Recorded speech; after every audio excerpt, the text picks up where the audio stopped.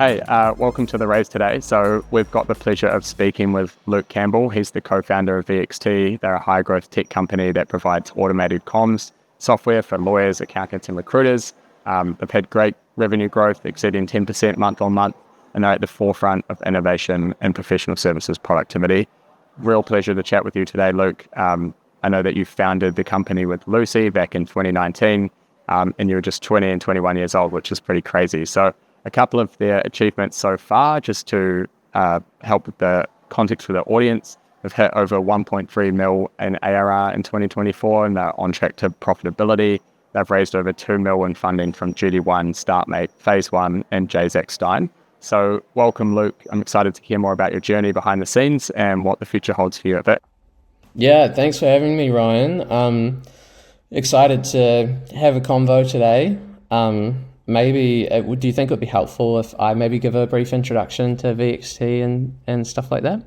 Yeah, sure. I'd love to hear about, could you give the audience an overview of VXT and then maybe just talk a little bit around what your big vision for the company is as well?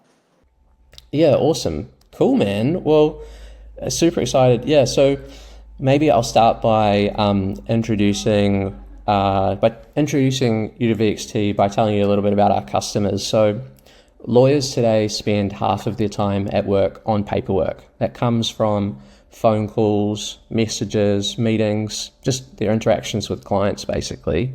So law firms use VXT to make phone calls, send messages, host meetings, and we automate all of that paperwork for them using integrations with legal software and a little bit of AI. So yeah, in 2024, we actually grew to 2.5 million in annual recurring revenue. Yeah, we've been growing by about 10% per month for pretty much like 14 months without fail. And yet today we have 540 customers globally, roughly, thousands of users. And our customers use VXT primarily to manage their phone calls. So that's the core business today. So I mentioned calls, messages, meetings, but today law firms use VXT as their voice over IP phone system, and lawyers make phone calls using VXT. So just to give you a sense of how many calls our customers make. So last week our customers made about 130,000 calls in a single week, which is pretty full on. And those customers are spread all over the world. So, today our largest market is in Australia. Australia is about 53% of our customers, and the US is 36% of our customers. And the US is our fastest growing market. If you rewind a couple of years, New Zealand was most of our customers. And in that really short period of time, New Zealand's now like our smallest market pretty much, which I guess is what Kiwi founders want to happen more than anything else. So that's like a little overview of like where we're at today and how things are going. Maybe just briefly to give people a better picture of what is VXT. A lawyer might want to call their client, so they open our application, type in a phone number, hit the call button, and then they'll be ringing their clients. So their phone numbers are in VXT. We're their phone provider. When they jump on the phone with their client, they might take their own notes in VXT, some manual notes. They might choose to record the call. Many phone calls in VXT are recorded. And if they do record that call, we will automatically transcribe and summarize the call with AI, which can be handy. Once they finish the call, we'll save all of the important details from the call to the legal practice management system. So an example might be recording their billable time so they can charge their clients later on. That's just one example. We do lots of different stuff. We might just, I say just, but it's super important. We might just save the fact that a call took place at all. So, hey, Luke was on a call with Ryan at 11 a.m. and it lasted 3 minutes. So just knowing that information without any notes, without any context about the conversation is really important for law firms. So yeah, that's a little bit about where we're at today and what the product looks like today. Yeah, that's an amazing growth story. And as you said, it is exactly the way that many aspiring B2B SaaS company founders look to grow, start off in New Zealand, validate your product, and then off the back of that, you launch into Australia and the US, and then you have the US as your fastest growing market. So it's amazing that you've followed that path, and kudos to you for doing so. 1 million ARR added to the business in 1 year is obviously a fantastic result. What has that experience been for you, and have some of those growth pains been easier or harder than the years past as you've sort of built efficiency into the business? Yeah, so the last few years have been super exciting for VXT. Obviously, as you mentioned, Lucy and I started the company at uni, and it wasn't going that well for the first few years. It was a lot of talking to customers, iterating our product. At that time, we were working on something completely different, and we can talk more about that later. More recently, past few years, it's clear to me now that we've found product market fit. Start of 2024, we were at 800,000 in annual recurring revenue. At the end of 2024, we were at 2.5 million. So we tripled in 1 year, which is a really good result that we're super happy with. It was really challenging too. So, there were many problems to solve, so many fires going on in the business. Just to give you one example, in 2023, we had 2 implementation managers. So these are our awesome teammates who help customers get set up and running with VXT once we sign a deal, once we close that customer. In 2023, those implementation managers and me sometimes set up 50 new users a month, and we were pulling our hair out. It was really hard. We were all working crazy hours. In 2024, with the same amount of team members, we added 150 new users per month, so tripling our growth in a sense. And we did less work because we had developed our systems and processes, made the product a lot easier to use, and just generally made things more efficient. And it's that was a requirement because, of course, we could have hired additional implementation team members and that would have been fine, except for we didn't have a lot of money. So that would have put more pressure on the business to grow even faster. And there was a lot of room for us to become a more efficient team and improve everything. So, that's just one example of a challenge that we faced related to fast growth. In a bunch of different countries. Kind of uniquely, VXT is still an early stage company today. We're at around 3 million annual recurring revenue as we speak, and most companies that are at the stage that we're at are usually operating in one market, maybe a couple. Kind of depends on the product, but B2B SaaS, probably just one market is kind of your primary focus, and most of your customers are there. That's not true for VXT. We have customers in the UK, in the US, Australia, New Zealand, South Africa, Ireland, Canada, whatever. And so that adds a lot of challenges. And why that's the case is because a big part of the value we provide to our customers comes from integrations with great legal software. And their customers are all over the world, and their customers come to us. And so naturally, we're quite distributed in that sense. Yeah, no, that makes total sense. And I guess it's great in some ways to have a really diverse sort of revenue base as well. So it insulates you against, future economic market conditions and so forth. But obviously that provides challenges both around maybe, targeting for growth and the terminology you might need to use on that. I know that there's huge, as part of Atlas, an international SEO piece of work that needs to go on into, needs to be going ahead with, just in terms of do lawyers, I believe lawyers in the UK refer to themselves more so as solicitors, if I'm not mistaken. So there's little things like that come up. Currency changes, and of course the customer success team keeping, fantastic customer service at different time zones as well. So no doubt, certainly plenty of things to solve. Yeah, absolutely. Another example, more recent one, is in the last 6 months, the US has gone from 10% of our customers to 36% ish, and in that same time, our total number of customers has grown massively. And so, as you can imagine, that means we've added a significant number of American customers, and so we are still a small team of 17 people, and so providing customer support in a timely fashion to all of our customers around the world, around the clock, is a tough problem to solve.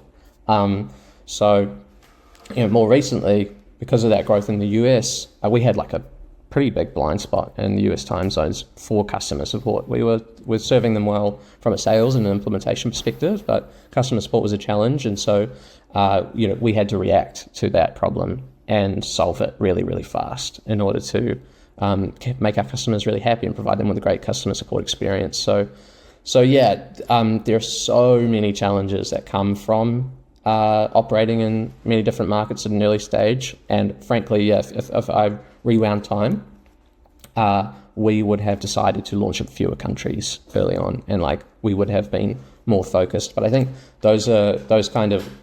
you learn those kind of lessons when you're building your first high growth startup, and you take those lessons forward, I guess, and maybe share them with some naive founders who are probably not going to listen to you and are just going to make their own mistakes anyway. Yeah, sometimes you've got to learn by doing it yourself, right?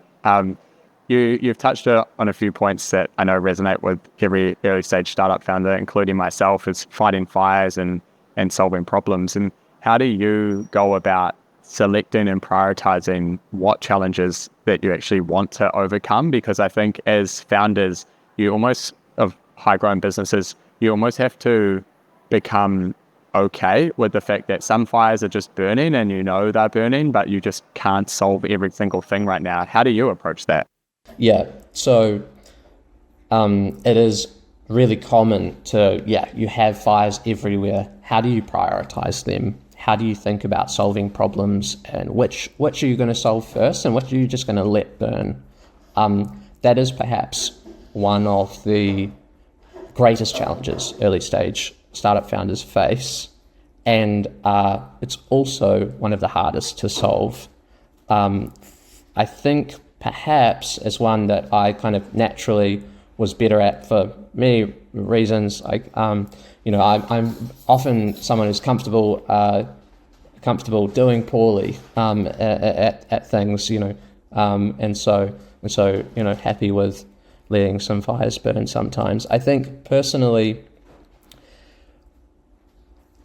in order to prioritize all of the problems that your company is facing really, really well, it's, in my view, essential that the CEO, that whomever has the maximum amount of responsibility in the business, has a deep level of knowledge across the whole business.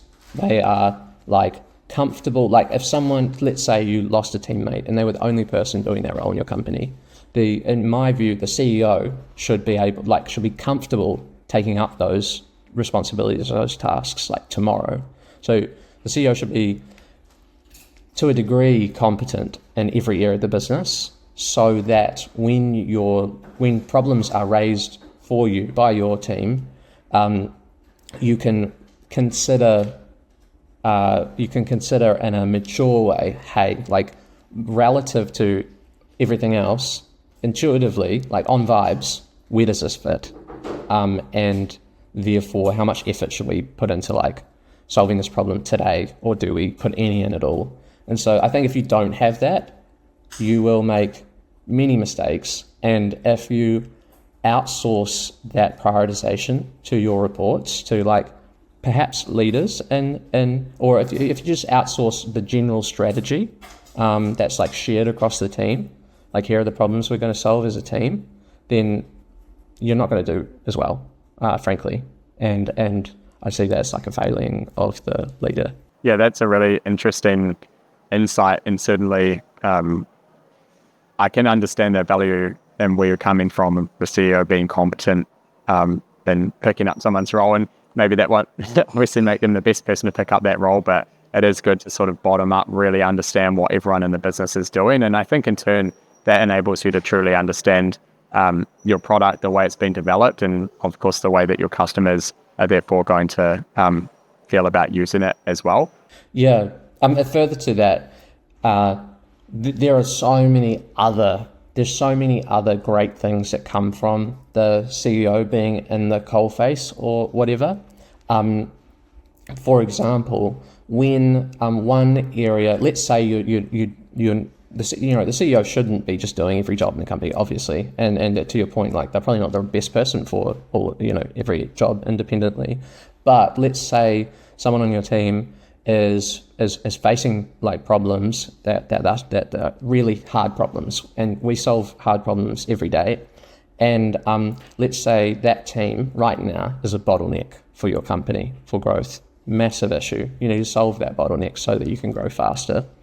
If you're to solve that bottleneck, you want to be taking like the seat of power in the business and putting it right next to whomever is responsible for solving the bottleneck. If it's not you directly, you need to be able to like chat together and go, what is this problem? Okay, cool. Okay, interesting. Have you thought about this? Oh, you have thought about that. Well, what are you going to do? What would you do now? Like, if, and then you empower those people to make really fast decisions. It's like skip level meetings.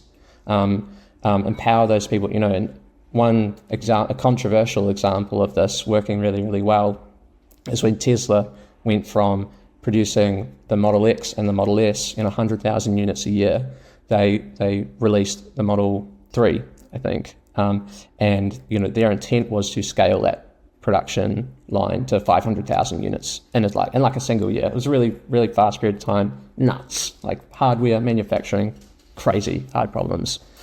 Elon Musk will talk about how he was on the production line working with the technicians, the laborers, the engineers who were facing the problems, who were trying to solve the bottlenecks in that production line so that they could ramp to 500,000.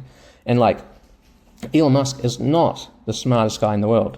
He is not necessarily the most capable person to solve those manufacturing problems. And perhaps his team are, perhaps those technicians, the laborers, the engineers are, but perhaps they are slowed down by good and valuable processes that in general you need to have in your business to prevent to mitigate against risk and stuff like this. But when shit's on fire and like this is the number one problem in the company, you need the decision maker there to throw out all of those processes to accelerate decision making so you can solve those problems in a timely manner. Yeah, no, I totally understand. Those are all great points as well. You've touched on Tesla a little bit. Maybe that's Elon Musk is one of your sort of inspirations. I just want to dive into what drew you to entrepreneurship so early in your career. I believe you actually started VXT at university, if I'm not mistaken. Yeah, started VXT at uni. I was studying physics and economics, had for a long time been really interested in entrepreneurship and startups more specifically.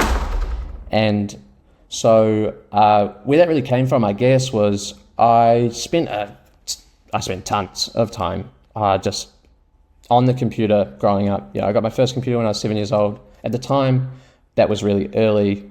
iPad kids weren't a thing. I was an early iteration of an iPad kid, let's say. So, in high school, it was the worst it had been. So I spent 12 hours plus every single day playing computer games, watching lots of YouTube videos at the same time. They were often educational, and I was really interested in space and stuff like this. I watched a lot of movies, documentaries, whatever. And because I was interested in space, as you can probably see from my tattoo of the solar system, I was introduced by that to SpaceX. And this was early SpaceX, 2014, 2015. They had only tens of launches under their belt at this time, and it was still relatively early stage. And so I was seeing launching rockets, massive rockets, all the time, and it was so exciting. And through learning about SpaceX, I learned more about Elon Musk. Today, Elon Musk, everyone knows his name. He's the richest guy on earth, incredibly controversial figure for good reasons. But at this time, no one really knew who he was outside of the tech community, outside of the startup community. And at this time, I became obsessed with SpaceX. SpaceX was obviously doing really cool stuff. I was super interested and passionate about SpaceX, and to the extent that I was watching every single launch that they did, regardless of what time it took place. And at this time, they had yet to land the Falcon 9 for the first time, but they were trying. And so, I watched the first landing attempt, I watched the second, the third, the fourth, and I think on the fifth or sixth landing attempt, they were successful. And, the tension of watching these 10-story buildings fly through the sky and come down, and you're like, is today the day? And and today wasn't the day. Usually it was going to smash into the ground, typically on the drone ships, and it was going to fall over, whatever. There was going to be a massive explosion.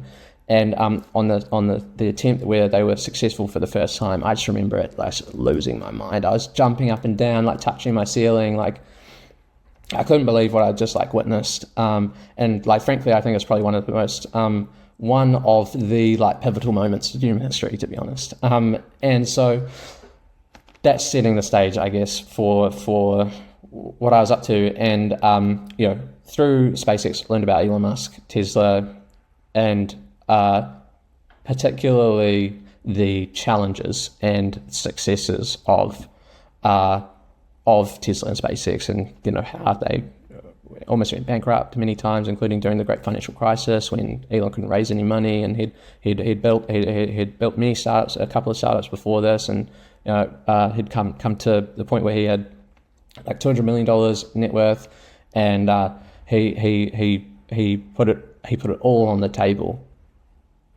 in the ninth hour during the GFC. He was like, I have $40 million left, and no one will fund SpaceX and Tesla. And I could either put 40 in one of these companies and I know it will survive, or I could split it down the middle and, risk either one of both, maybe both of them going out of business. Companies that at this time, Elon and many other great people had spent years. SpaceX had been around for a decade almost, maybe 60 years at this point. And he fucking did it. He's if he was wrong, he's spent over a decade working on startups, had phenomenal success, more success than most people could ever expect in business, and he was in a position where it could all go away, and that is a scary position to be in, and a really tough position to be in. Obviously, many people are in really hard positions all the time, but this was a really interesting one to me. And so I became obsessed with the guy at this time. I was like, Elon Musk is like God, and pretty much everyone I could find to talk about it. If you ask any of the people I was around, they were like, shut the up about Elon Musk. Cool. He's landed a rocket, whatever. I tried to get my dad to invest in Tesla because it was a public company at this time. The stock was $10, and he did not do that at that time, and he greatly regrets it because, as everyone knows, since then it's gone up 10,000%. And I was who's going to take stock advice from a 16-year-old or whatever? Anyway, so I at this point, I had already, my dream was to go to space. As you, right? I'm obsessed with space. At this point, I had been, all I could think about as, there was a bit of escapism, but also, who doesn't want to go look back at the Earth from outer space and go, holy shit, that's where everything I have, it's where it all came from. And we now know all of these things about it, and, seeing that with your own eyes, right? Incredible. So my dream was to go to space, and I have a physical disability, and I was an awful student at this time, like I alluded to. So, for many reasons, wasn't going to be an astronaut. But hyper rational Luke, right? I'm sitting here. Well, look, can't become an astronaut. Also, statistically, not a good chance at becoming an astronaut. Hundreds of thousands of people apply to astronaut programs every year. tens are selected globally. So you're better odds like getting hit by a meteor, on topic. But I was like, hey, well, how many people could afford that today? At that time, like maybe a commercial space flight might cost you like $10 million, something like that. Like it might cost you a few, like tens of millions of dollars to buy a ticket on a Soyuz rocket in Russia, and I've looked into this and spend a couple of weeks at the ISS. And so I'm like, well, okay, well, how many people have $20 million, whatever? Turns out it's way more people than the number of people who qualify for astronaut programs. So I'm like, okay, $20 million. That's my new thing. Like I need to make that much money so I can go to space. So I'm like, well, I have no skills, or except for spending all my time playing computer games, and maybe I've learned some skills from that. Turns out I think I had, and I was failing as a student royally. And so I'm like, how am I? Well, I have no money. I'm a bad student, but I'm really, really good at strategy games, and have some other skills. And so I was like, well, maybe I'll start a company. Maybe I'll be like Elon Musk and like start a startup. Well, can't start a company that requires a lot of upfront cash. Obviously, I have none, and no one would give the person I was investment in some like crazy hard tech company. So I was like, well, software company, okay, right? You could probably get started without a whole lot of money. And so that was kind of in the back of my head. Going to uni, it was always in the back of my head. It wasn't like I'm going to do this tomorrow. I wasn't immediately like working on ideas and trying to think up things. I had no clue what is the first step in starting a company? No idea. Anyway, you go to uni. I get in some like through the back door, basically, because as I said, I wasn't I did not qualify to go to uni initially, so I had to finagle my place, and studied physics because I was going to study astrophysics, obviously.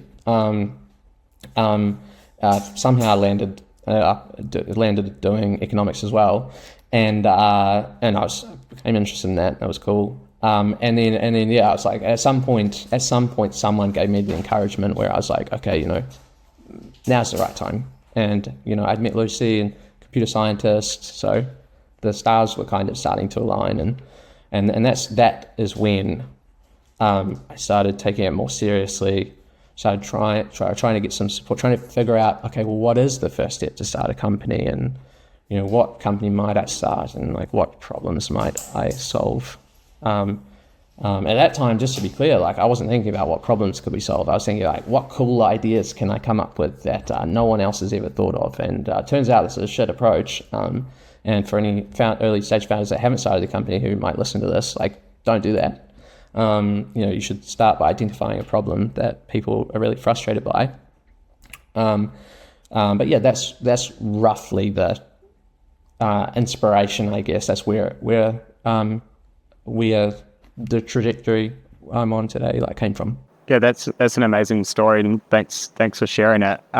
It sounds like it's been like a big journey, not only to get to where you are today, but also to get to the start of actually launching VXT as well. I know that you had a B2C sort of SaaS product initially. I'm not sure we'll have time to get into that right now, and I'm keen to dig right into this entrepreneurship piece that you're talking about as well. It sounds like you're an inspiring leader, and also someone that has a lot of willingness, coming back to some of your earlier comments as CEO, and really just upskilling yourself and learning your craft as CEO, and also how your business works as well.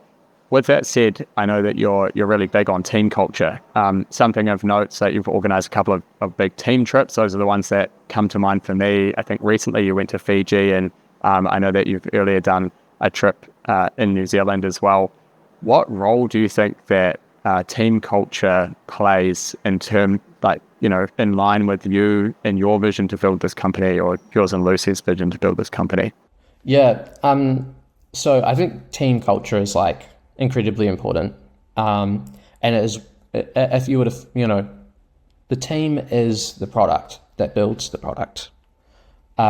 So as a foundation, if you don't have a good team, you will have a bad product. And so There are many things that are really important in building a great team. Culture is one of them. It's one of probably the more important ones. I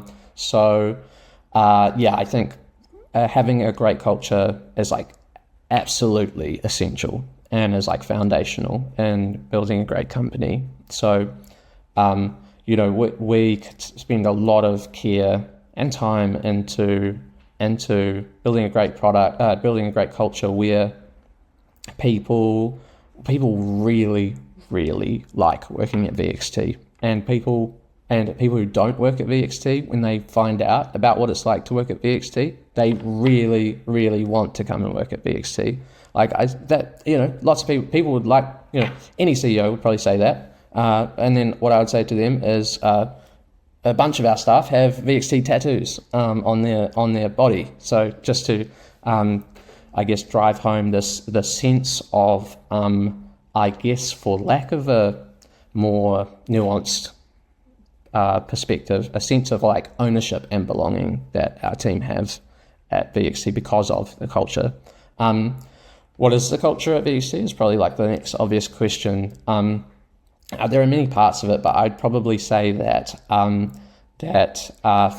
freedom is like an important part of it, in the sense that our team, one thing that is not super unique in tech, but it is kind of maybe, is our team set their own hours. So, one might take a few hours off in the middle of the day to go to the gym or whatever, and they'll probably catch it back up in the evening.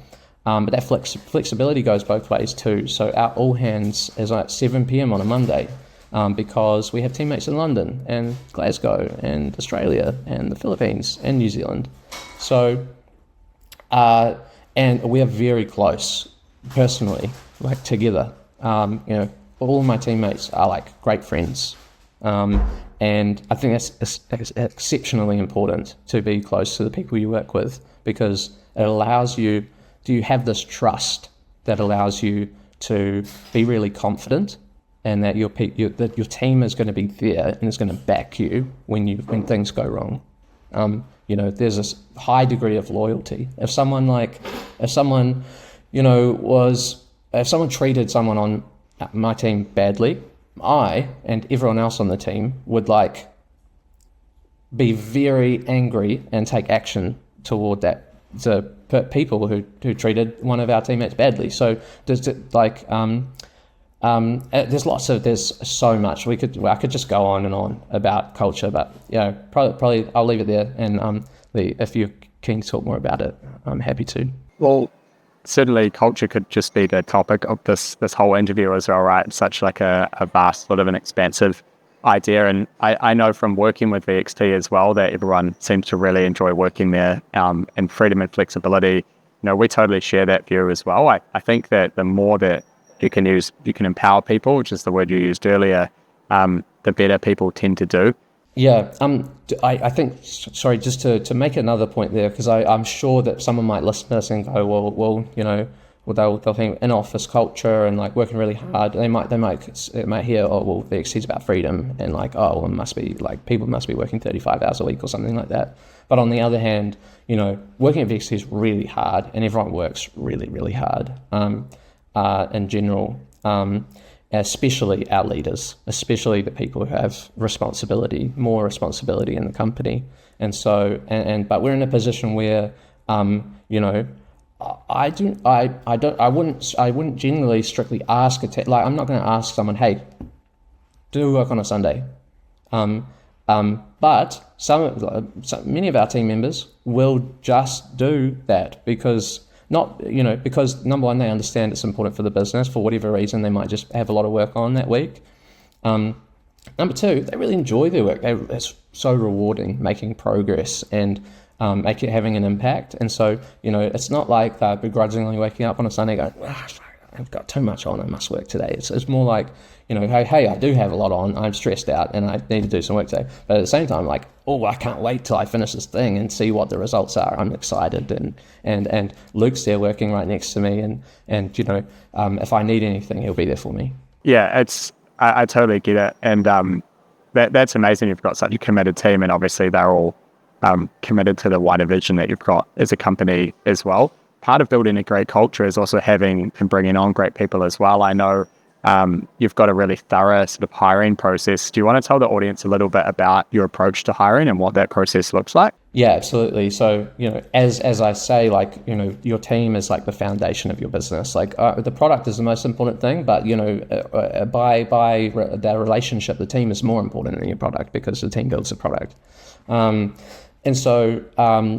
We today I was not good at recruitment when we started VXT. As you can imagine, based on like what we've talked about so far, I was very bad, but I got incredibly lucky, and our early team members happened to be exceptional, regardless of my failings. And so, incredibly lucky in that way. Today, our recruitment process is exceptional, is very, very good, and is so far without failure in assessing people to a great degree.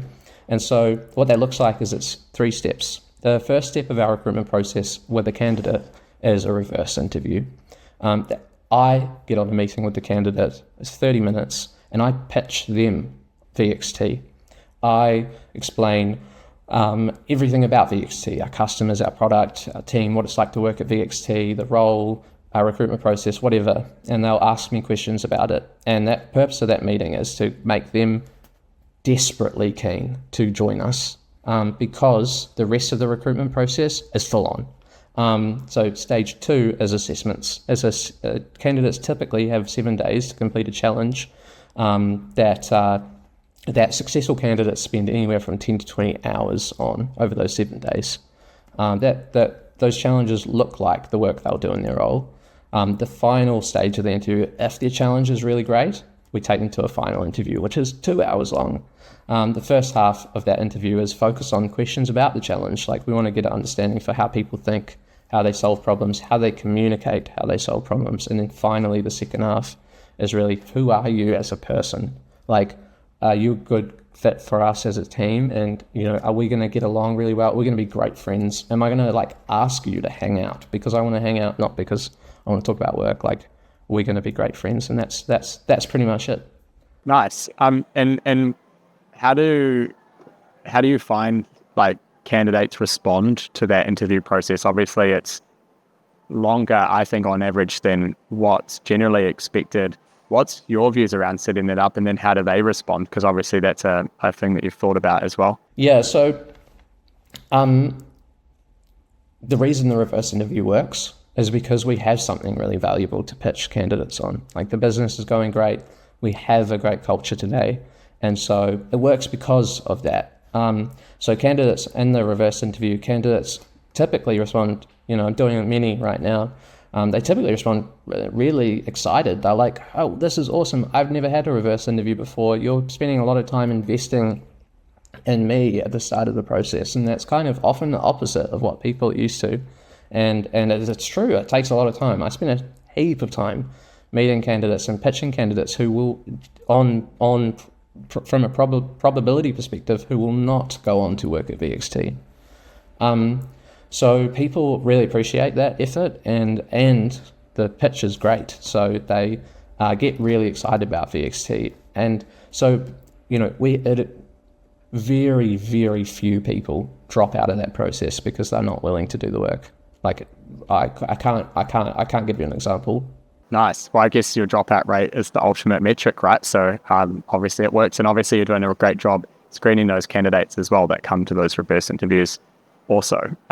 One of the last things I want to cover in this interview is just your general capital raising experience, and particularly your investor updates. So just as a bit of context, and correct me if I'm wrong here, but you've now raised 2 pre-Series A rounds. Can you tell the audience a little bit about those? And then I'm keen to cover a couple of topics on your investor updates as well. Yeah, cool. So I do investor updates every month. I've done investor updates every month for 2.5 years. And prior to that, I was pretty inconsistent, and I wasn't good at writing them and so on. We've raised $4 million since we started 6 years ago. At uni. Fundraising experience more broadly, we raised our first serious, like professional round in 2020, when early stage investing had halved globally because of COVID.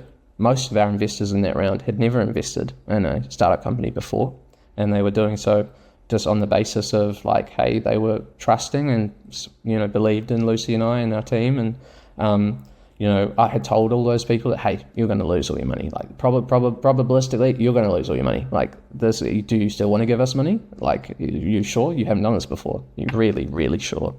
Thankfully, all of those people have made a lot of money thanks to their belief in us. And yeah, massive respect to those people. Generally, fundraising experience at that time was shit. The professional investors we spoke to in New Zealand were few and far between. There weren't many of them. It was a pseudo-monopoly in the venture capital landscape in New Zealand at the time. It was still common for founders to give up half their company in the first round of funding, which is diabolical. And it's not just bad for the founders and the companies, it was horrible for the investors because those companies could never raise money internationally and they were capped. More recently, number one, because I was really bad at fundraising at the time. I wasn't just, I was generally unsuccessful, but we raised enough money to survive just.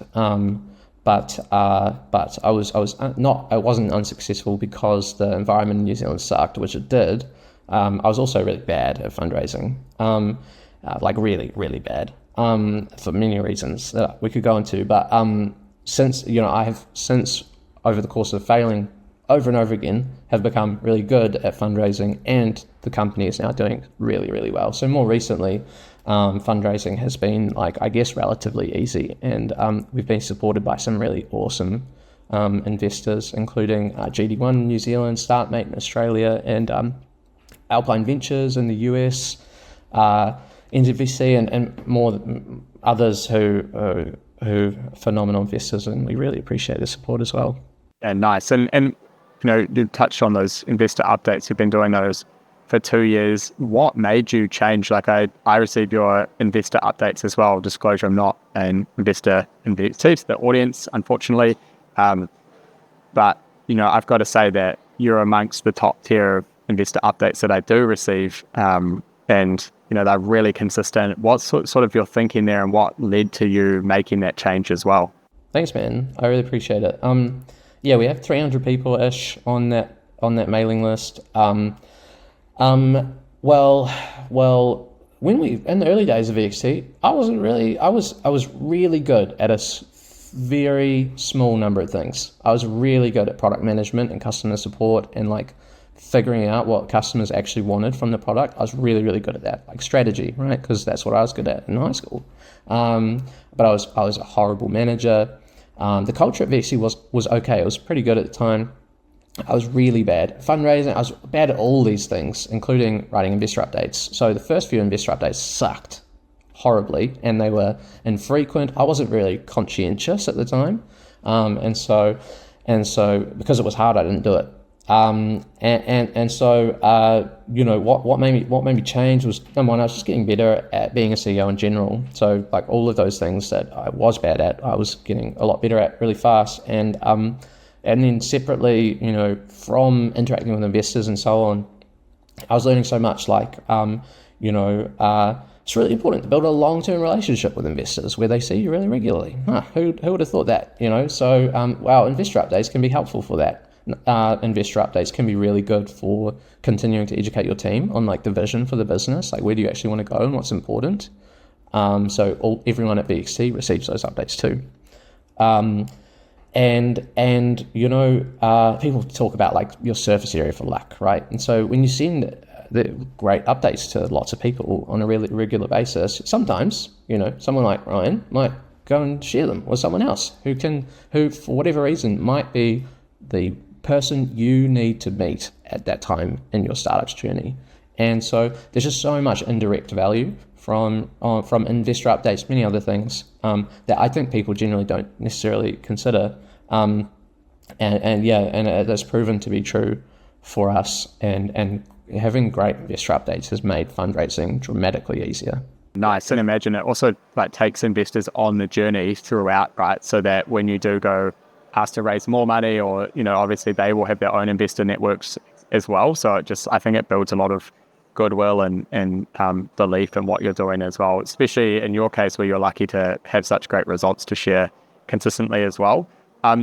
Something that's a real unique element to your investor updates that add a hugely personal touch are Luke's lyrics. And so I don't want to butcher this, but essentially it seems like it's maybe just an inspiring or motivational song you've been listening to lately, or kind of what's on your playlist at the time, and you include like a couple of lyrics from that song each time. It's really cool, and I just wanted to ask, where did that idea come from, and is music something that you draw a lot of motivation from? Yeah, funny thing. It is unique, I guess. In some ways, I'll tell you the inspiration for it. But I guess more generally, like growing up, I always listened to like hip hop, to rap specifically. All the people around me listen to rap and hip hop and so on. And so, and so it's always been like my favorite genre. Great rap artists tell like stories of like adversity and competition and love, and like just all of the things that like are all of the things that are central to like being a human being. And that's true for like lots of other genres too, but I guess I just related to rap more than others. And the first book I ever read, the book I started reading on day one when I started VXT with Lucy, was The Hard Thing About Hard Things by Ben Horowitz. A phenomenal book about building startups and the weird and unusual ways that building startups are like different to, a traditional company or like more traditional entrepreneurship. And so in The Hard Thing About Hard Things, Ben Horowitz, also a white guy, just like me, loves rap. And he started every chapter with rap lyrics. And I found that incredibly relatable. Ben tells many stories about crazy things that he and his co-founders did in the early days of their startups. Ben was, I think he was involved in Netscape, if I'm remembering correctly, which was the first internet browser, or at least the first like successful one. And he told one of the, I'm probably taking an aside here, but it's a valuable one. One of the stories Ben tells is where, they lost one of their most important customers in the early days. The customer's like, nah, if you like, I'm not using your product anymore, it sucks, whatever. And this was not an option for their company. Like if they couldn't retain this customer, it was game over. And so all else had failed. Ben flew to the city the customer was in, which was far away. Ben went to their office, sat in reception. I can't remember if it was multiple days. It was at least one full day. He went to reception and asked, hey, I'm here to meet with X. Reception calls X. Hey, Ben's here. X goes, nah, F off. I'm not meeting you. Ben's like, okay, cool. Sits in reception. Wait, he says, I'm not leaving until I get a meeting. Ben retained that customer. And it was like an example that I guess communicated to me the like stupid and insane lengths that founders must sometimes go to in order to like make things happen. And at that time, the first app we built was a voicemail application. At that time, big question for me was, why hadn't Spark, Vodafone, 2 Degrees at the time built a voicemail app for their consumers? And they had been working on it, and it all stopped in 2016 at the same time. And so I was like, how do I answer this question? I don't know anything about this topic. I don't know how to build an app. I don't know how to build a voicemail app, let alone what is telecommunications? Who the F knows? So I noticed that old mate, CEO of 2 Degrees, was talking at an event in Dunedin, which was like a 7-hour drive from where I was, that weekend. And I'd read this book and heard the story from Ben, and it encouraged me. I drove down to meet Stuart, the CEO of 2 Degrees, and that, because I drove there, and I said I drove from Christchurch to meet you today, to ask you this one question, because I had we had shown them that like effort, I guess. Him and his teammates supported us in many ways in the early days, answered our questions and helped us helped us figure out like what we needed to do. And so I tell that story just because reading books from wicked entrepreneurs is cool, and Ben likes rap, I like rap. I put it in my investor updates because I like to try and relate investor updates to like a great story from like a rap song, and kind of, I guess, share some of myself with that mailing list in the process. I love it. That is the best way to finish up this interview. That was a real inspiring story. What you're doing is really inspiring, and I think it's having a great example for the B2B SaaS community in New Zealand, just what there is out there to accomplish, and you're doing it all right by the sounds of it. No doubt feels a lot more stressful than it seems from the outside, but yeah, kudos to you and the team. Cool, man. Thank you so much.